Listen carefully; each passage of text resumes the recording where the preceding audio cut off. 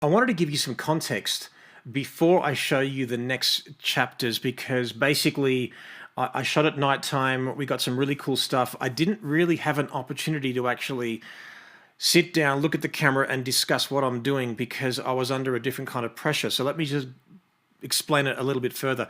So I was doing a class on lighting at the B&H store in New York, and part of the class was that if you come to the class and you buy an Icelight 3, you can actually enjoy a photo walk with me. So this particular part of the course wasn't really on the cards, but we created some really cool stuff, and I thought I'd be mad not to share it with you.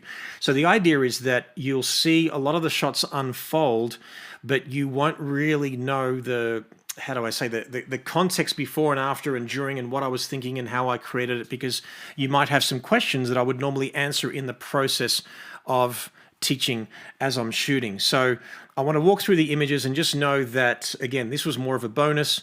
I had students along with me, sort of, side by side, and this was all on the fly. I just walked the streets.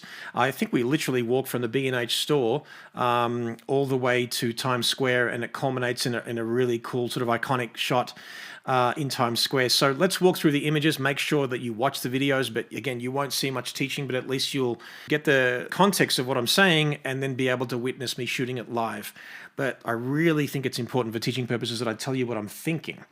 So how did I create this image? Well, this image was literally illuminated by a street sign. So there's a street sign literally just here.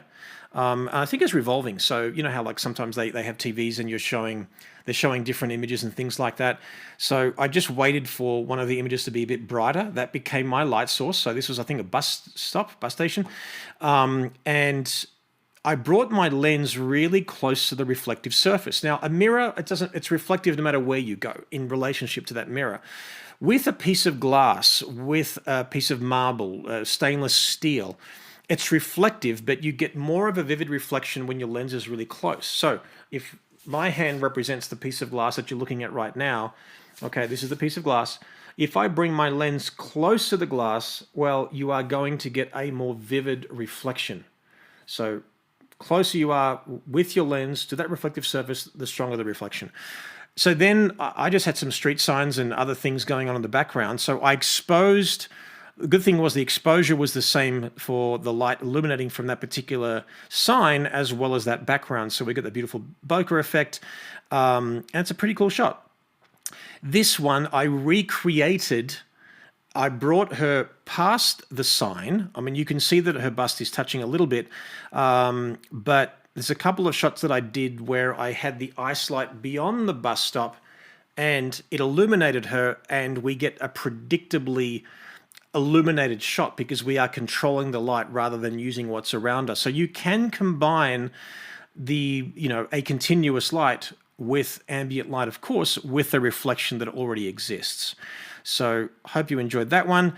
This one you'll see me do where I've got the Empire State Building in the background. Obviously it's got red and blue tones are the main featured colors. So I thought, wouldn't it be cool to actually put the Icelight 3 in RGB mode and then give me a blue tone on one side on her jawline, and then the main light could be red, which I think really works well here. Works on her skin tone, works even on the fact that she's got that brown, that brown leather outfit. I think it just looks super cool. And what I did was, obviously I'm in a busy New York streets. I have to lie down and then get her to lean forward to correct my perspective. Otherwise, if you get someone standing here like this and you're shooting here like this, it looks like this is happening. So if someone leans towards you, well, they become parallel to the camera, and then you just have to crop the awkwardness out. So you don't really get a sense that she's awkward. She's just putting her hands behind her back, leaning forward, a nice little gaze, and that's basically it. This one here, you'll see the shot unfold. What attracted me in the first place certainly were these lights, but these fluorescent lights that formed almost like a wing. It almost looks like a Chrysler logo. If I brought her closer to that, which it revealed those wings on either side of her, then the bokeh effect wouldn't have worked well with these lights. So I sort of sacrificed that. Really, I mean, this is probably more of a distraction than anything. I could probably crop this and it'd be a stronger image, but it's okay. It's New York. We're having some fun with ambient light. I deliberately gave her a pose where she's putting her hands on her hips so we get the lights coming through her arms and her armpits. And then we've got the ice light here, just a little pocket of light on there as well. So this is somewhat split lighting, hint of light on the eye that's close to the camera. We've got some ambient light hitting the back of her, and then these just look really cool. Again, it sort of goes with that futuristic sort of vibe, that Matrix look that we're sort of going for. This is somewhat similar in a sense that we're using lights in the background, and of course the more they're out of focus, the more you'll get them cross over like that. So what you're seeing here. And then we've got clamshell lighting. Clamshell lighting, obviously the way a clamshell opens, it doesn't have to be always horizontal, it could be vertical. One light on top, one light on the bottom. You can clearly see those catch lights in the eyes, where you'll see me doing this in action. Again, you won't see me, actually I might be teaching a little bit as I walk through it, but it's a very flattering light source. The main important thing is that you don't have the bottom light brighter than the top. Otherwise, you will get those unflattering shadows in the upper cheekbones. But this is a great way to get beauty lighting. It's very, very flattering. And of course, you want to shoot a very shallow depth of field so that the background goes completely out of focus and you get that beautiful bokeh effect as well. This one was really cool because I'm like, okay, you know, when you look at 34th Street or whatever, it's very iconic. It's very New York. And even the fact that you've got a bit of scaffolding and all that kind of stuff sort of adds to the whole thing. This was some ambient light that already exists in the environment, so I thought it suited it. I love, it's like these built-in gels. You've got reds, greens, blues, greens, yellows, you know, and obviously tilting her face and chin up a little bit, you sort of get a bit that shadow as well. And allowing a bit of breathing space above the green, and that lamppost I think really works well, so that's fantastic. And yeah, I loved it. We did a whole series of shots here, and this, my former assistant Sally Sargood, she lives in New York now. She's from Australia originally. She was down those stairs and then just, you know, lifting up the jacket and having some fun. This you won't see, for some reason this was done really quickly. I think we had a security guard close and we didn't get a chance to really film this because we would have been told off quicker. So I thought, let me just quickly grab a shot. This was just, this light was on a particular wall of a building.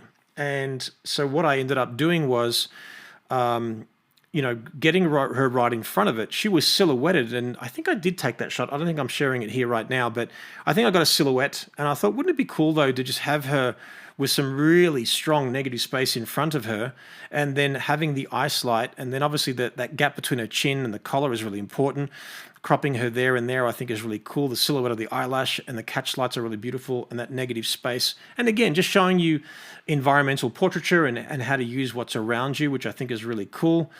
And again, you'll see a whole video of these shots. I forget Jerry Vision, what happened to it. Jerry Vision is my EVF footage, affectionately called Jerry Vision, and even the various cameras, but I was sure I was going to get told off here, but in fact we just got a crowd. Everyone was excited about it, and of course we've got, you know, a Sith Lord in Mikhail holding, you know, the two lightsabers, but in different colors. But I just thought it was really cool. Like, I never normally would have feet parted like that, but I needed her to spread out. And that's something about posing is really important, is that if you tighten a pose, it's soft, it's feminine. When you want something more masculine, and I'm not dare saying every guy has to look masculine, every woman has to look feminine, but let's just call the sensibility. If you want something more masculine, you widen, and you widen the pose. You make it as large as possible. You know, feet parted, everything like that. It's more aggressive and raw, and hence this look. Yes, the lights were strategically placed. You've got that red on as a main light, and then you've sort of got that blue light as a bit of a kicker. I lowered my camera angle, and then we shot here. What I haven't done yet, and perhaps this will inspire me to do it, okay, how cool would it be to actually get all these signs, and perhaps I can even do it in AI, but getting all these signs and then replacing them with ice light commercials. And then possibly even getting all these people and then giving them a motion blur. So I void you, I mean, you know it's in Times Square, because this was, at this point I'm thinking, oh, this would be a great promo shot for the ice light. it'd be cool to actually make these signs personal to Icelite 3. If I could be bothered, or it could be done in AI, perhaps I can change all of these to be a different image, or maybe even of her. That'd be pretty cool. And then, like I said, a motion blur, so we don't humanize this shot too much. Like with this, I cropped out as much as I could in terms of lowering my camera angle, but I've still got people. If I lowered my camera angle still and shot up, I wouldn't have sort of got all of these signs in their entirety. I felt that this was a good compromise, and her head being with a bit of negative space. If she was perfectly centered, it would be a little bit obvious. So I like the fact that I'm giving her a bit of breathing space here in that light crossing over a bit of that building and that as well. So I quite like that. This is just a variation, a slightly different pose, just a little bit more bend in the knee. I've gone a little bit closer. And this one I absolutely love, the movement of that, but this just looks like a movie poster. The way I came up with this idea was, well, I need to give her an excuse to hold up the light to herself. So maybe she's just doing, she's just resting her wrist there, and then we just a beneficiary of her resting her wrist there, and the light looks really cool. We don't have much evidence of this light on her face because her bust is covering that light. It's like acting like a go-between, cutting away the light, but it gives this area incredible texture. And then I thought, okay, let's lift her up, bit of breathing space as well. I thought that would be fun. This was probably my favorite, maybe because I removed a lot of that context. And you got the American flag, so we've sort of got those colors, probably more greeny than blue here. But, you've got the red, white, and blue, and then you've got those sort of tones sort of mixed in, and there's less distraction. I could probably get rid of this building just here. I could probably make this more nondescript. I could put some kind of a commercial there, but it's so nondescript, you don't get distracted by it. If anything, it's just a celebration of patriotism, and then we're adding a bit of a Star Wars vibe there as well. This one, again, just to change it up a little bit, I'd be mad not to take advantage of the fact that the American flag is built in the LED lights wall, or whatever you want to call it. And then I thought, I've got to get a cool shot of myself in there. So, she's got the warmth there and I've got the cool tones. And that is basically it. But you'll see this, again, you'll see me photographing, and certainly there is teachable moments in the power of observation.